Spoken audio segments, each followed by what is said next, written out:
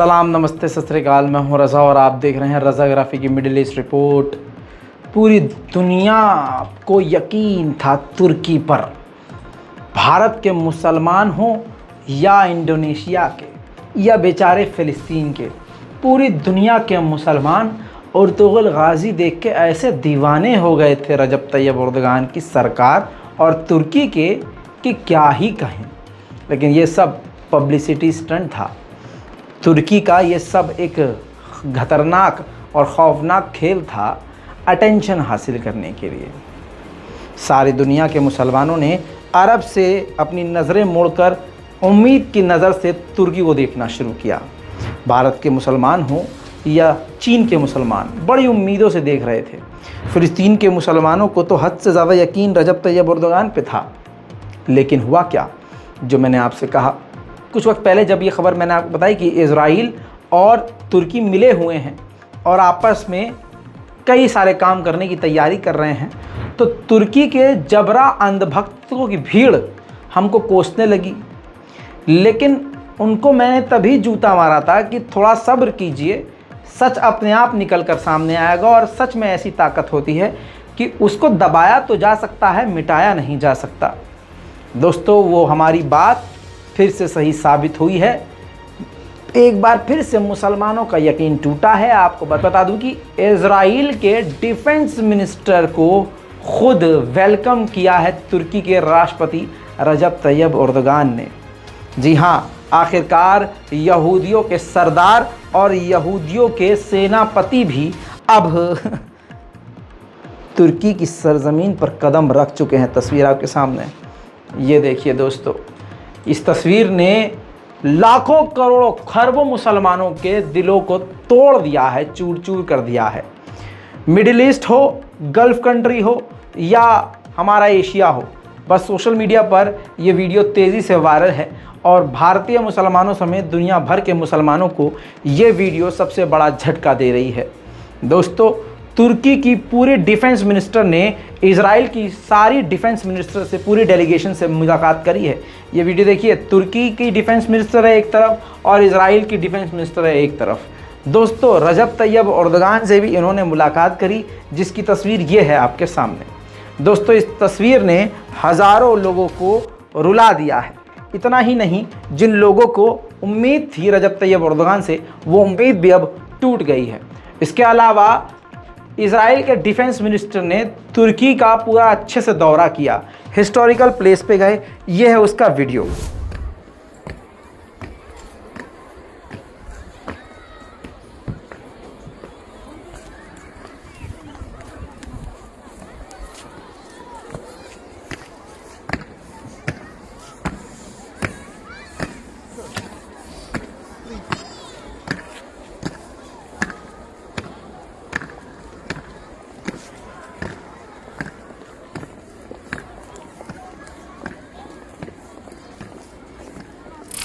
ये देख लिया आपने, दिल बहुत रो रहा होगा, मुझे यकीन है। लेकिन आप एक्सेप्ट नहीं करेंगे, लिखेंगे नहीं।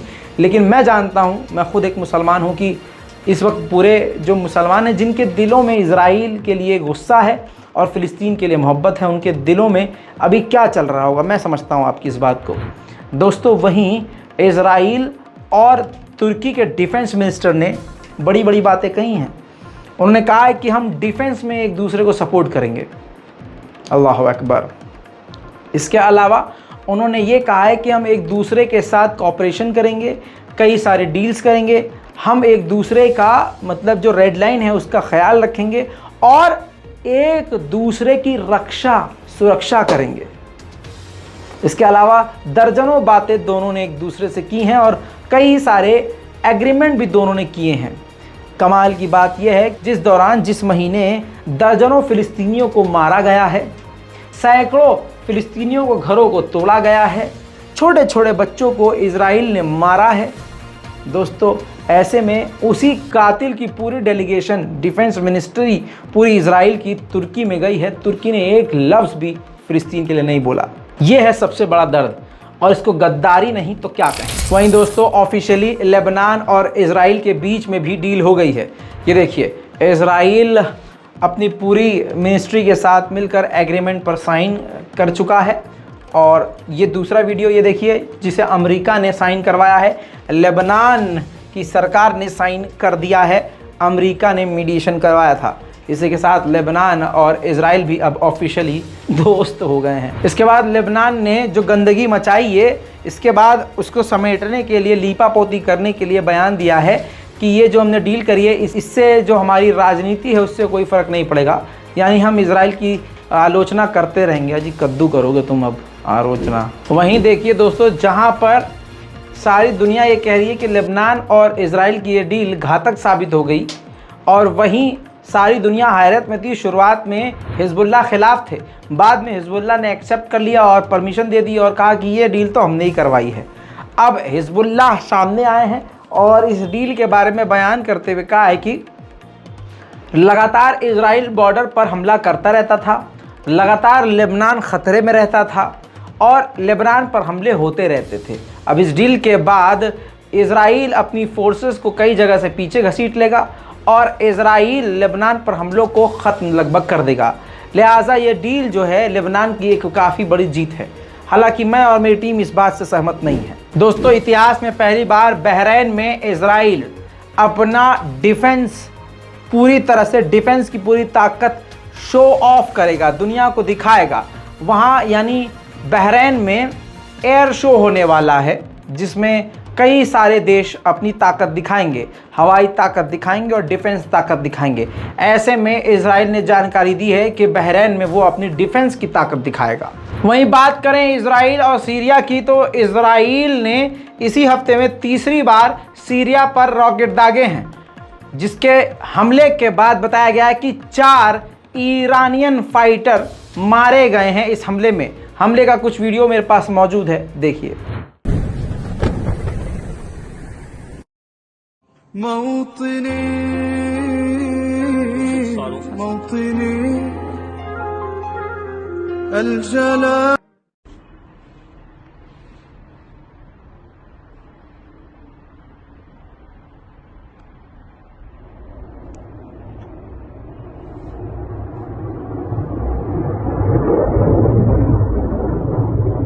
موطني موطني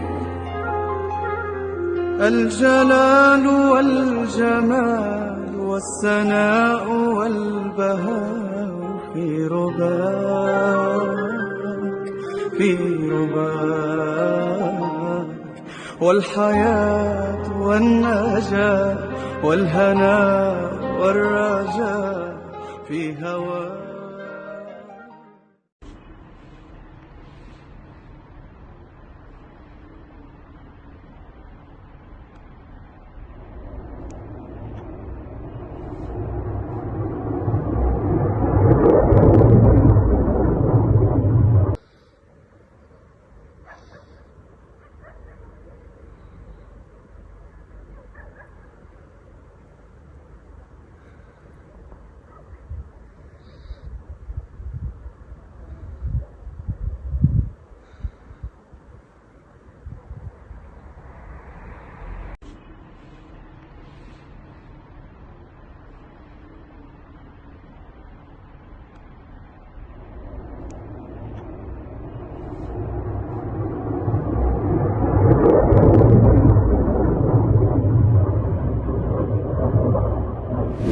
अब देख लिया आपने हमला। इस हमले के बाद इजराइल ने सीरिया को धमकी भी दी है, जब तक ईरान के हथियार सीरिया आते रहेंगे हम सीरिया पर इसी तरह से हमले करते रहेंगे। आपको कल की रिपोर्ट में मैंने बताया था कि इजराइल के प्रेसिडेंट अमेरिका पहुंचे हैं सिर्फ एक मुद्दा लेके, जिस मुद्दे से, जिसके नाम से इजराइल को मौत आती है, ईरान। जी हाँ, ईरान के मुद्दे को लेकर वो बाइडेन से मिले और कई सारी बातें अमेरिका से उन्होंने की, जिसमें ख़ास उनका मुद्दा ये था कि ईरान में जो प्रदर्शन चल रहा है इसको बढ़ाना है और इसके ख़िलाफ़, इस प्रदर्शन के ख़िलाफ़ ईरान जो कदम उठा रहा है हमें उसका बहाना बनाकर ईरान पर और पाबंदियां थोपनी हैं। खैर, ये सब चीज़ें हमेशा करता रहता है, लेकिन बाइडेन ने जो बयान दिया है उसको आपको बताना चाहूँगा। बाइडेन ने कहा है कि इज़राइल हमारे लिए बेहद ज़रूरी है, इतना ज़रूरी कि अगर इज़राइल ना होता तो हमें बनाना पड़ता। यानी इजराइल फिर अमेरिका बना था। कितनी बड़ी बात बाइडेन ने कही, और ये पहली बार नहीं, बाइडेन ने ये बात दूसरी बार कही है। तो आप समझ जाइए, एक से बढ़कर एक जलील। हाँ, सही कहा, अमेरिका इजराइल।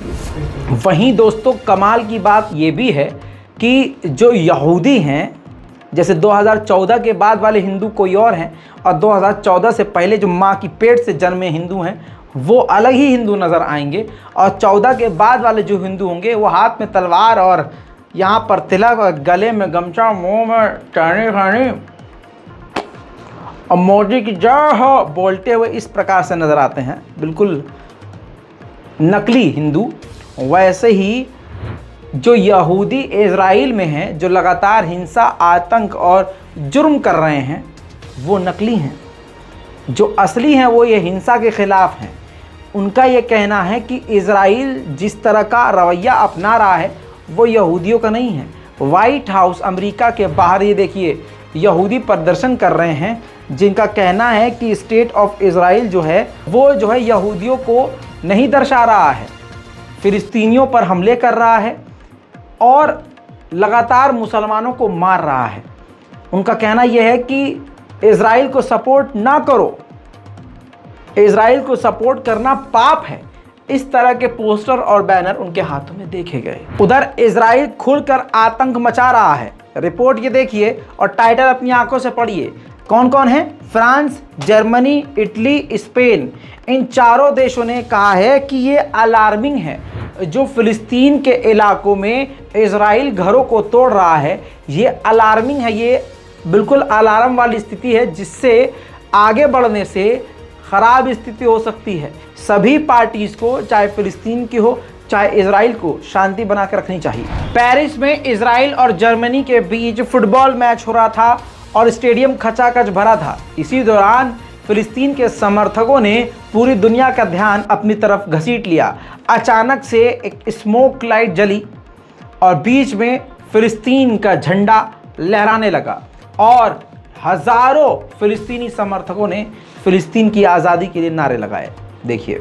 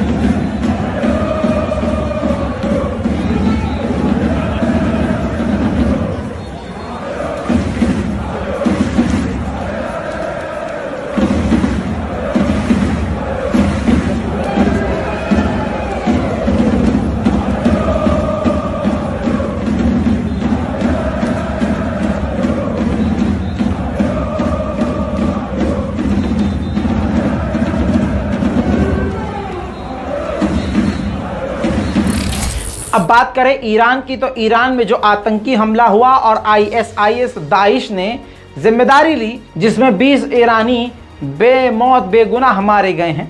इब्राहिम रईसी ने कहा कि इस प्रदर्शन की वजह से आतंकवादियों को हिम्मत मिल गई और रास्ता मिल गया। सारा ध्यान हमारी सिक्योरिटी फोर्सेस का प्रदर्शन पे था और ये कांड हो गया। अब दाइश के आतंकवादियों ने ईरान को उंगली तो कर दी है, लेकिन वो भूल गए कि भाई साहब ये ईरान है। ईरान के सुप्रीम लीडर की ज़बान से जो बात निकल जाती है वो फिर पूरी होकर रहती है।